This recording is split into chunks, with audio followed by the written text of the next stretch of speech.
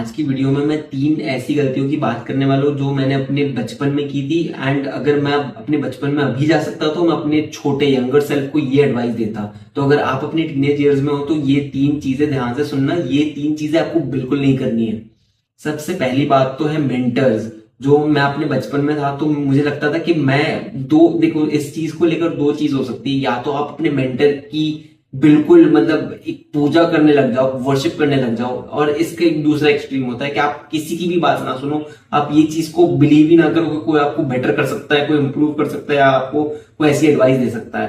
तो दोनों एक्सट्रीम में खेलता था। या तो मुझे लगता था कि या तो मैं यही बस सब कुछ है मेरा, इनके मुंह से हर बात निकली हुई, मतलब मेरा मेरा डेफिनेटली इस चीज को मुझे मानना ही पड़ेगा। या तो फिर इसका ऑपोजिट होता था कि मतलब जिसमें मुझे लगता था कि ये जो भी बोल ले मैं तो इसको नहीं मानने वाला, ये कौन होता है मुझे कुछ बोलने वाला। तो मैं ये दो एक्सट्रीम्स में रहता था एंड इसने मुझे कुछ हद तक मेरे लाइफ में बहुत हार्म किया है, क्योंकि मैं कोई एडवाइस नहीं ले पाता था ऐसे। या तो मैं ऐसे चक्करों में पड़ जाता था जहां पे मैं सारी बातें उनकी सुनने लगता था। या तो मैं ऐसा होता था कि मतलब ठीक है यार, इसने बोल दिया तो क्या हुआ, मैं तो अपनी करूंगा, मेरे मर्जी करूंगा। एंड ये मम्मी पापा के साथ भी हो सकता है कि आप घर में रह रहे हो मम्मी पापा के साथ, तो आपको बहुत बार शायद ऐसा लगे कि अगर मम्मी पापा बोल रहे हैं तो ये तो मतलब ये मेरे दुश्मन है, ये तो आपको बहुत बार ऐसा लगता है एज ए टीनेजर। आपको लगता है कि ये क्या बोल रहे हैं, मैं इसको क्यों सुनूं, मैं इनकी बातों को क्यों सुनूं। तो आपको लगता है कि मैं तो अपने मन मर्जी ही करूंगा।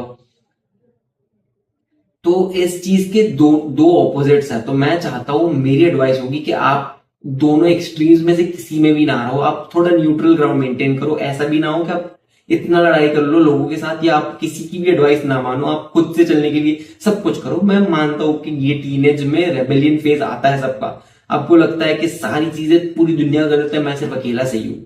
तो आपको इस चीज को थोड़े हद तक न्यूट्रलाइज करना है कि आप ऐसा भी मत लेकर माइंडसेट चलो कि आप किसी की भी बात ही ना सुनो। लेकिन आपको ऐसा भी नहीं करना है कि आप सबकी बात, जो भी अगर आपसे बड़ा है तो आपको जो भी एडवाइस दे रहा है आप उसको पूरा मानने लग जाओ। या तो आप कोई भी एक ऐसा आइडल चुन लो, या कोई भी ऐसा सेलिब्रिटी वर्शिप करने लग जाओ कि आप कोई एक चीज को पकड़ो तो फिर उसका पूरा जो भी उसके मुंह से जो भी वो कुछ गलत कर ही नहीं सकता।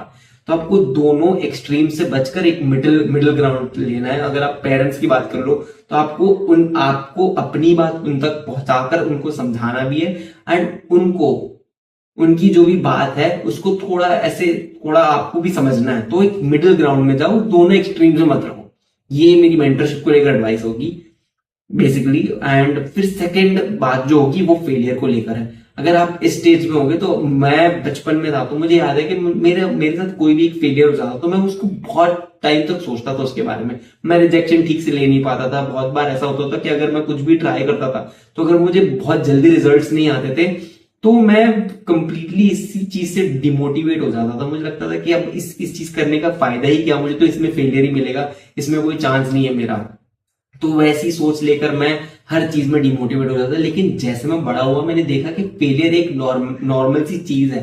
फेलियर एक्सेप्ट करना, ये अगर आपने ये पॉइंट सुन लिया तो और इसको इम्प्लीमेंट कर लिया और इस चीज को समझ गए कि फेलियर हर जगह, हर एक लाइफ के एस्पेक्ट में, तो आप बहुत आगे जाओगे। क्योंकि बहुत बड़े बड़े लोगों से भी मैं मिला हूं जिन्होंने ये चीज बहुत इजीली एक्सेप्ट नहीं कर पाती, या तो ये चीज कभी रियलाइज नहीं करते, ना तो ये कभी सीखते हैं कि फेलियर हर जगह में है।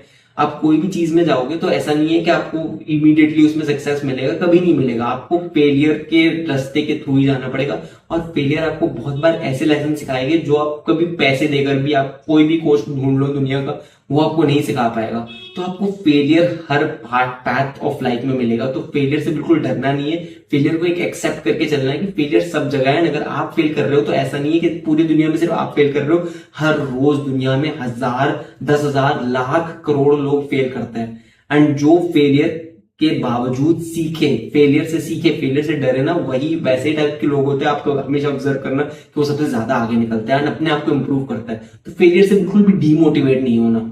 अगर इस एज में आप अलग अलग चीजें ट्राई करोगे तो चांसेस आर आपको बहुत सारा फेलियर रेट आपका हाई होगा। और फेलियर रेट ऐसे ही लोगों का हाई होता है जो बहुत सारी चीजें ट्राई करते हैं। तो आपको समझना सिर्फ इतना है कि फेलियर एक नॉर्मल चीज है। फेलियर से डरना बिल्कुल नहीं है।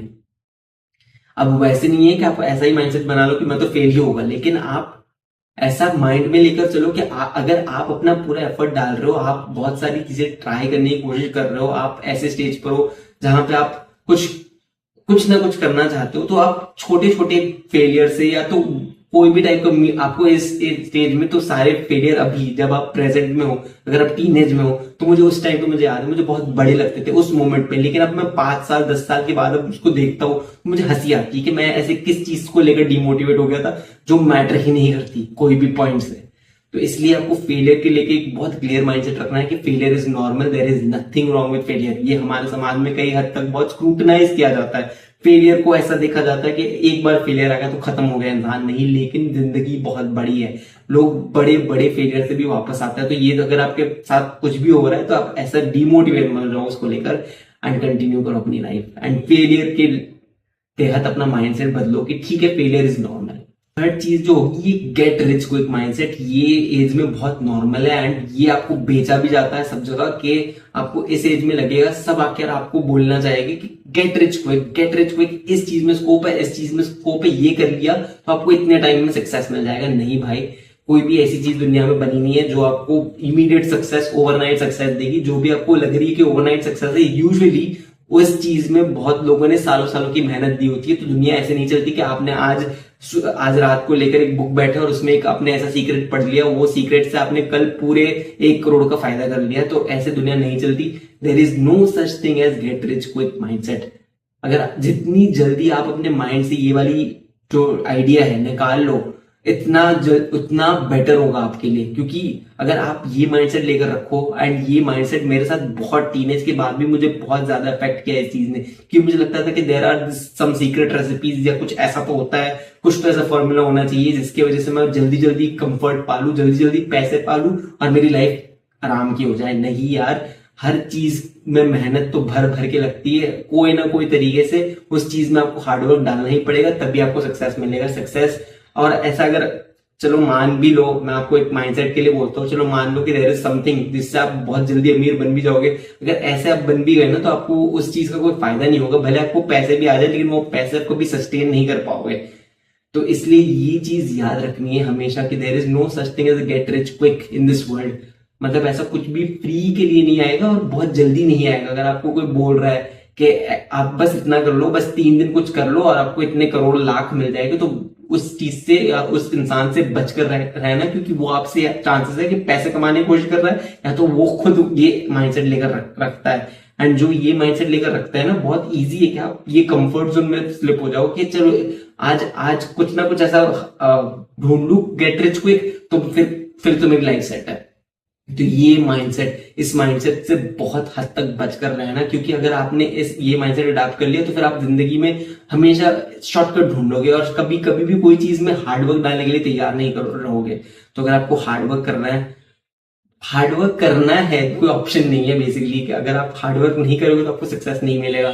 तो इस चीज को कभी माइंड में थोड़ा भी अपने फ्लिकर मत होने देना कि नहीं देयर इज अ चांस कि कोई तो शॉर्टकट है। कोई शॉर्टकट नहीं है। अगर वो शॉर्टकट है तो ऑलरेडी लोग कोई पागल नहीं बैठे, लोग वो शॉर्टकट यूज करके बैठे हैं। अगर शॉर्टकट है तो लोग ऑलरेडी ऐसे है जो उन्होंने शॉर्टकट ट्राई किया है, एंड अगर उनका शॉर्टकट से भी नहीं हुआ, मतलब आप समझ लीजिए कि there is nothing such as a get rich quick scheme. आपको हर चीज में अगर लेजिटिमेटली अगर आपको कुछ करना है और उसमें सक्सेस पाना, तो आपको मेहनत डालनी पड़ेगी कोई ना कोई तरीके से। देयर इज नो शॉर्टकट, बस इतना समझ लो। तो बस यही 3 पॉइंट्स थे। अगर आपने ये चीज ध्यान से या इस हिसाब से अपना माइंडसेट बना लिया तो आप बहुत आगे निकलोगे। एंड आप नोटिस करोगे तीनों जो चीजें मैंने बताई ना, लॉन्ग टर्म लास्टिंग है, मतलब ये बहुत सस्टेनेबल है। तो ये 3 माइंडसेट को लेकर चीज है जो मैंने गलतियां की एंड इससे मैंने कुछ हद तक झेला भी, और मैं चाहता हूं कि आप ना झेलो। तो अगर आप अभी तक देख रहे हो तो मेरे चैनल को लाइक और सब्सक्राइब करो, क्योंकि मैं हर रोज एक वीडियो डालता हूँ ऐसी कोई जिसमें मैं अपनी गलतियों के थ्रू दूसरे लोगों से सिखा सकूं। उसके अलावा that is it, I will see you in the next one.